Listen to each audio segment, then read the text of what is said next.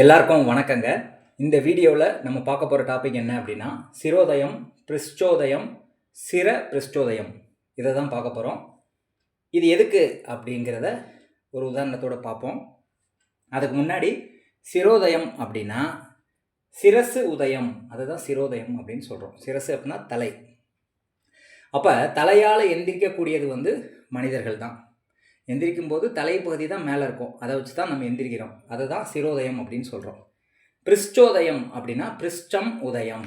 பிருஷ்டம் அப்படின்னா நம்ம படக்ஸ் தான் பிருஷ்டம், அதான் பின்பகுதி. அந்த பின்பகுதி ஃபஸ்ட்டு மேலே எழும்புது அப்படின்னா அதுக்கு பேர் பிருஷ்ட உதயம். அதை தான் பிருஷ்டோதயம் அப்படின்னு சொல்கிறோம். இது யார் அப்படின்னா விலங்குகள், ஆடு மாடுலாம் பார்த்தீங்கன்னா பின்பகுதி தான் ஃபஸ்ட்டு எழும்பும்போது மேலே எந்திரிச்சு அதுக்கப்புறம் தான் எந்திரிக்கும். அப்போ பிருஷ்டோதயம் அப்படின்னா பின்பகுதி ஃபஸ்ட்டு மேலே எழும்பும். சிரோதயம்னா தலைப்பகுதி மேலே எழும்பும் எந்திரிக்கும் போது. சிர பிருஷ்டோதயம் அப்படின்னா அது ஒரே டைமில் ரெண்டுமே எந்திரிக்கும். அப்போ பறவைகள், நீர்வாழ் உயிரினங்கள் எல்லாமே சிர பிருஷ்டோதயம் அப்படின்னு சொல்கிறோம். இதை ராசிகளாகவும் கிரகங்களாகவும் பிரிச்சிருக்காங்க. அப்போ சிரோதய ராசிகள் அப்படின்னா மிதுனத்திலிருந்து விருச்சிகம் வரைக்கும் எல்லாமே சிரோதய ராசிகள் தான், கடகத்தை தவிர மீதி எல்லாமே சிரோதய ராசிகள் தான், மிதுனத்திலிருந்து விருச்சிகம் வரைக்கும். எக்ஸ்ட்ரா கும்பம், கடகத்துக்கு பதிலாக கும்பம் சிரோதய ராசி. மீதி எல்லாமே சிரோதய ராசிகள் தான், மிதுனத்திலிருந்து விருச்சிகம் வரைக்கும். இது தவிர்த்து இருக்கிறது எல்லாமே பிருஷ்டோதய ராசிகள். மீனம் அப்படிங்கிற ராசி மட்டும் சிர பிருஷ்டோதய ராசி அப்படின்னு சொல்கிறோம். இதை நீங்கள் ஞாபகம் வச்சுக்கணும். அதே மாதிரி கிரகங்களில் பிருஷ்ட உதய கிரகங்கள் அப்படிங்கிறது செவ்வாய், சனி, சூரியன், இதுதான் பிருஷ்டோதய கிரகங்கள். சிரோதய கிரகங்கள் அப்படிங்கிறது புதன், குரு, சுக்கிரன், ராகு, இது எல்லாமே சிரோதய கிரகங்கள். சிர பிருஷ்டோதய கிரகங்கள் அப்படிங்கிறது சந்திரன், கேது. இதை ஞாபகம் வச்சுக்கோங்க. கிரகங்களில் எது ராசிகளில் எது அப்படின்னு தெரியணும். இப்போ இதனுடைய விழிப்பு காலம் அப்படின்னு கொடுக்கப்பட்டிருக்கு. விழிப்பு காலம் அப்படின்னா பகலில் முழிச்சிருக்குமா, இரவில் முழிச்சிருக்குமா, ரெண்டு பொழுதுலேயும் விழித்திருக்குமா அப்படின்னு கண்டுபிடிக்கிறதுக்கு விழிப்பு காலம் அப்படின்னு கொடுக்கப்பட்டிருக்கு. ராசிகளுக்கும் கிரகங்களுக்குமே இது பொருந்தும். அப்போ பிருஷ்டோதயம் அப்படிங்கிறது விலங்குகள், அது இரவு காலத்தில் தான் முழித்திருக்கும் அப்படின்னு சொல்லப்படுது. சிரோதயம் அப்படிங்கிறது மனிதர்களாக எடுத்துக்கலாம், அது பகல் டைமில் தான் முழிச்சிருப்பாங்க அப்படின்னு சொல்லலாம். சிர பிருஷ்டோதயம் அப்படிங்கிறது பகல் இரவு ரெண்டு டைம்லேயும் விழித்திருக்கும் அப்படின்னு சொல்லி இதில் கொடுக்கப்பட்டிருக்கு. இது எதுக்கு பயன்படுது அப்படின்னா, ஒரு பொருள் காணாமல் போயிடுச்சு அப்படின்னா அது பகல் டைமில் காணாமல் போயிருக்குதா, இரவு நேரத்தில் காணாமல் போயிருக்குதா அப்படின்னு கண்டுபிடிக்கிறதுக்கு இது தேவைப்படும். இப்போ உதயத்துக்கு 8ஆம் இடம் அப்படிங்கிறது தான் திருட்டு. 8ஆம் இடம்ங்கிறது களவு போகிறது. அப்போ 8ஆவது இடம் வரக்கூடிய ராசி சிரோதய ராசியாக வந்துச்சுன்னு வச்சுக்கோங்களேன். பகல் நேரத்தில் பொருள் காணாமல் போயிருக்குன்னு சொல்கிறோம். 8ஆம் இடம் பிருஷ்டோதயம் வந்துச்சு அப்படின்னா ராசி பிருஷ்டோதயம் தனுசு ராசி வருதுன்னு வச்சுக்கோங்க, 8ஆம் இடமா. அப்போ இரவு நேரத்தில் திருடப்பட்டிருக்கு அப்படின்னு நம்ம சொல்கிறோம். திருடப்பட்டிருக்காங்க, அப்புறம் காணாமல் போயிருக்கு அப்படின்னு சொல்கிறோம். சிர பிருஷ்டோதயம், அதான் மீனம் 8ஆம் இடமா வந்தது அப்படின்னா அது ரெண்டு பொழுதும் இணையக்கூடிய டைமில் காணாமல் போயிருக்கோம் அப்படின்னு நம்ம சொல்லலாம். பகல் இரவு ரெண்டு இணையக்கூடிய டைம், ஈவினிங் 5 to 6:30 அப்படின்னு நம்ம சொல்லலாம். அப்போ எந்த பொழுதில் பொருள் காணாமல் போயிருக்கு அப்படின்னு கண்டுபிடிக்கிறதுக்கு இது பயன்படுது.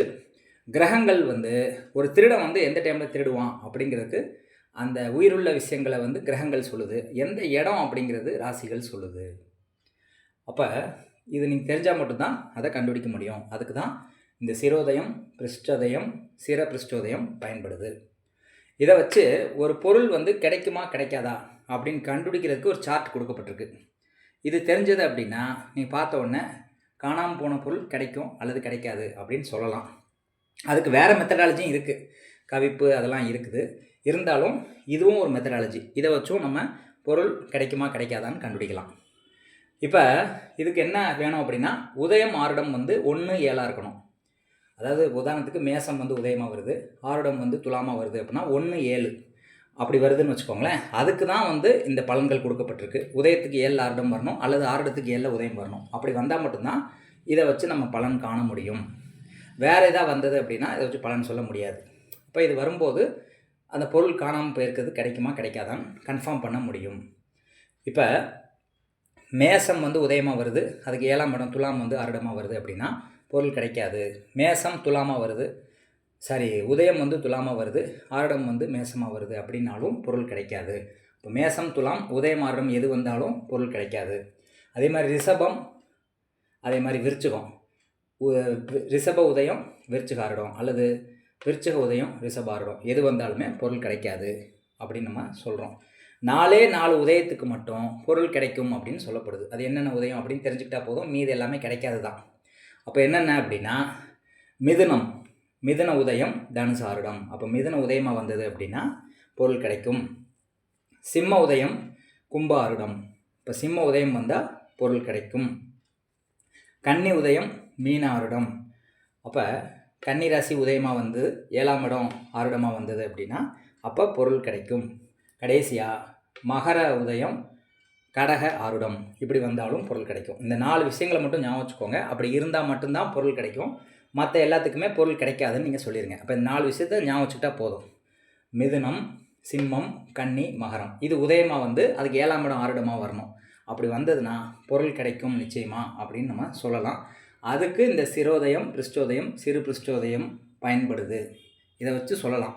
கவிப்பை வச்சும் சொல்லலாம். ஆனால் இப்போ கவிப்பு வச்சு சொல்லலை. இது வெறும் சிரோதயம், பிருஷ்டோதயத்தை வச்சு நான் சொல்லியிருக்கேன். பொதுவாக வந்து உதயத்துக்கு 7ஆம் இடம் ஆருடமாக வந்தது அப்படின்னா தாமதமாக பொருள் கிடைக்கும் அப்படின்னு சொல்லலாம். அதில் கிடைக்குமா கிடைக்காதா அப்படிங்கிறதுக்கு மிதுனம், சிம்மம், கன்னி, மகரம் உதயமாக வந்து 7ஆம் இடம் ஆருடமாக வந்தால் பொருள் கிடைக்கும் அப்படின்னு சொல்லலாம். இது வந்து உங்களுக்கு பயனுள்ளதாக இருக்கும்னு நம்புகிறேன். இதுக்கு அடுத்து பார்த்தீங்க அப்படின்னா நிறைய விஷயங்கள் இருக்குது. ஜாமக்கோல் பேசணும் அப்படின்னா எல்லோரும் என்ன நினைக்கிறாங்க அப்படின்னா உதயம் ஆருடம் கவிப்பு, உதயத்துலேயோ ஆருடத்துலையோ உதயாதிபதியோ ஆருடாதிபதியோ கவிப்பு கவிச்சா அது கிடைக்காது அப்படின்னு ஒரே வார்த்தையில் முடிச்சிடுறாங்க. நிறைய கான்செப்ட்ஸ் இருக்குது. கிரகங்களினுடைய கலர்ஸ் இருக்குது, கிரகங்களினுடைய உயரம் இருக்குது, கிரகங்களினுடைய பகல் காலம் இரவு காலம் இருக்குது, கிரகங்கள் இருக்கக்கூடிய இடம் இருக்குது, ராசிகள் இருக்கக்கூடிய இடம் இருக்குது. அப்படி பல விஷயங்களை நம்ம பார்ப்போம்.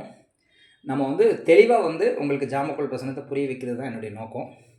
எல்லா விஷயத்தையும் புரிய வச்சு ஒரு 30லேருந்து 40 நாளைக்குள்ளே ஜாமக்கோல் பிரசனம் நீங்களே சுயமாக பார்த்து பலன் சொல்லலாம். அந்த மாதிரி வந்து நான் வீடியோஸ் போட்டுட்ருக்கேன். இது வீடியோஸ் வந்து பார்க்கும்போது வியூஸ் வந்து ரொம்ப கம்மியாக போகிற மாதிரி தெரியுது. அதனால் வந்து நிறைய பேர் பயனடைகிறாங்க அப்படின்னு பார்க்கும்போதே தெரியுது. கம்மியாக வியூஸ் போகிறதுனால. கம்மியாக வியூஸ் பண்ணால் தான் அந்த கம்மியாக இருக்கிறவங்க வந்து பார்க்குறாங்கன்னு அர்த்தம். நிறைய வியூஸ் போச்சுன்னா யாரும் பார்க்கல, வீடியோ ஃபார்வர்ட் பண்ணிடுறாங்கன்னு அர்த்தம். அதனால் பார்த்து பயனடைதான் உங்கள் விருப்பம்தான். என்னுடைய கடமை நான் செய்கிறேன். பார்க்குறது பார்க்காது உங்கள் விருப்பம்தான். இந்த வீடியோ வந்து யூஸ்ஃபுல்லாக இருக்கும்னு நம்புகிறேன். நன்றி, வணக்கம்.